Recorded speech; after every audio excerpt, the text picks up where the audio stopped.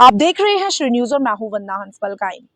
लगातार जम्मू कश्मीर में जो भी हलचल हो रही है वो हम आपको बता रहे हैं। और वहीं अगर बात की जाए 2022 के कैलेंडर की, तो 2022 का कैलेंडर आ चुका है और जम्मू के लोगों की ये मांग रही है कि 23 सितंबर 2000, जो पिछले सालों की बात करें तो 23 सितंबर की छुट्टी जो है वो लगातार मांग रही है, लेकिन 23 सितंबर 2022 के कैलेंडर में फिर से छुट्टी जो है वो नहीं घोषित की गई है, जिससे लोग काफी गुस्से में हैं, काफी रोष में हैं। तो बड़े बड़े स्टैचूज बनाए गए हैं हमारे महाराजा हरि सिंह जी के, बड़ी बड़ी प्रतिमाएं जो हैं वो बनाई गई हैं, लेकिन छुट्टी का नाम नहीं लिया जा रहा है। भारतीय जनता पार्टी भी लगातार लोगों को आश्वासन दे रही है कि छुट्टी जो है वो दी जाएगी, लेकिन अब एक बार फिर से 2022 में जम्मू के लोगों को निराश होना पड़ रहा है। और वहीं अगर बात की जाए एग्रीकल्चर लैंड की, तो हम इस वक्त एग्रीकल्चर लैंड पर आ जाते हैं। आप सब लोग जानते हैं कि एग्रीकल्चर जब होता है तो ही हम कुछ खा पाते हैं, लेकिन अब एलजी मनोज सिन्हा की तरफ से एक नोटिस जारी किया गया है कि आप अपनी एग्रीकल्चर लैंड को नॉन एग्रीकल्चर लैंड भी इस्तेमाल कर सकते हैं, यानी आप उस पर बिल्डिंग्स भी बना सकते हैं। यानी अगर लोग बिल्डिंग्स बनाएंगे तो फिर लोग खाएंगे क्या? इन सब सवालों के साथ हम बातचीत कर लेते हैं। इस वक्त हमारे साथ नेशनल जॉइंट सेक्रेटरी ऋषि किलम जी एनसीपी के हैं, इनसे बात कर लेते हैं। जी ऋषि जी, सबसे पहले आपका बहुत बहुत थैंक यू। काफी लंबी बात मैंने दर्शकों को बता दी है। सबसे पहले हम उसी मुद्दे पर बात करेंगे जिस मुद्दे पर आप हमारे साथ बात करना चाहते थे। क्या कहेंगे एग्रीकल्चर लैंड को, जिस तरह से कहा जा रहा है कि नॉन एग्रीकल्चर लैंड भी जो है वो बना घोषित कर दिया गया है, क्या?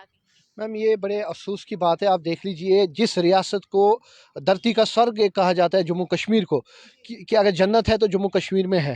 तो आप मुझे बताइए उस जन्नत का क्या हाल होगा कि जब आप देखिए यहाँ पे जो एग्रीकल्चर लैंड, हमारी ग्रीनरी है, हमारे फॉरेस्ट लैंड है, उस पर आपको परमिशन मिलेगी, उस पर आप कंस्ट्रक्शन शुरू करेंगे। आप ये बताइए, ऑलरेडी हमारी जो एग्रीकल्चर लैंड है वो श्रिंक हो चुकी है। ऑलरेडी एग्रीकल्चर लैंड पे जो फसल है वो कम प्रोडक्शन देखा जाता है। अब आजकल कम प्रोडक्शन हो रहा है, तो लोगों में इंटरेस्ट भी कम है। जो फार्मर्स है, फार्मर्स के जो युवा पीढ़ी है, उनमें इंटरेस्ट भी कम है एग्रीकल्चर फार्मिंग करने के लिए।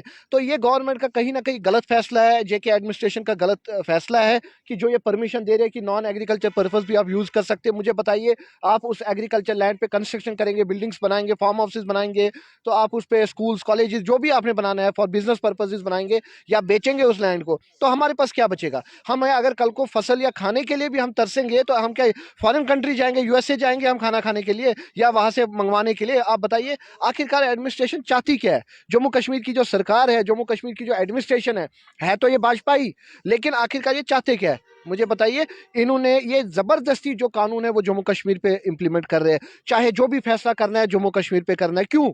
आखिरकार ये चाहते कि मुझे नहीं लगता कोई भी पॉलिटिकल पार्टी या कोई भी सियासत का लीडर जो है वो इस फैसले से राजी होगा। मुझे बताइए, हमें अपनी जमीन प्यारी है, हमें अपनी जमीन चाहिए, आप कहते हो उसको भी आप एग्रीकल्चर छोड़ के नॉन एग्रीकल्चर में यूज करो। आखिरकार कब तक? ये क्या मजाक? क्या लगता है कहीं ना कहीं एक प्लान है कि बाहर के लोग आएंगे, उन्हीं को, ये लोगों को ये जमीन जो है वो दे दी जाएगी? क्या लगता है? बाहर के तो आएंगे ही आएंगे, वो तो इनने कोई कसर नहीं छोड़ी, लेकिन जो यहाँ के लोग भी है, ऑलरेडी यहाँ की जो युवा पीढ़ी है, यहाँ के जो यूथ है, जो किसानों के बच्चे, वो फार्मिंग नहीं करते आजकल उनको इंटरेस्ट कम हुआ है। आप उनको बोल रहे हैं जमीनें, वो तो अपनी जमीनें बेच के उस पर कल के मॉल्स बनाएंगे, कुछ भी बनाएंगे। आप बल्कि ये बोलने चाहिए कि हम किसानों के लिए और कुछ फैसिलिटी प्रोवाइड करेंगे, लोन फैसिलिटी, कुछ ईजी इंस्टॉलमेंट्स देंगे, कुछ लोन्स देंगे, ताकि वो किसान अपनी जो फसल है वो कर पाए।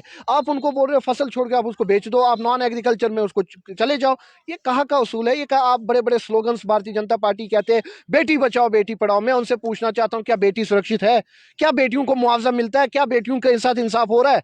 आप तो स्लोगन बड़े बड़े पोस्टर्स लगाते हैं, बेटी बचाओ बेटी पढ़ाओ, फार्मर्स के लिए अच्छा भारत, नया भारत, मेक इन इंडिया, बड़े बड़े पोस्टर्स देखने को मिल रहे हैं, लेकिन कहाँ पे इंप्लीमेंट हो रहा है? मुझे बताइए। आप भी एक बेटी है, आपको मंथली क्या गवर्नमेंट की तरफ से मिल रहा है? क्या फैसिलिटी मिल रहा है? क्या इजी लोन्स मिल रहे हैं? क्या आपको कुछ रोजगार, कोई सेटलमेंट के लिए कुछ मिल रहा है? बिजनेस के लिए कुछ मिल रहा है? पढ़ाई के लिए कुछ मिल रहा है? कुछ नहीं मिल रहा है। खाली एक स्लोगन है, खाली अपनी टीआरपी के। उनको इंजीनियरिंग कॉलेज में सीट्स दे रहे हो फ्री में, आप उनको एमबीबीएस की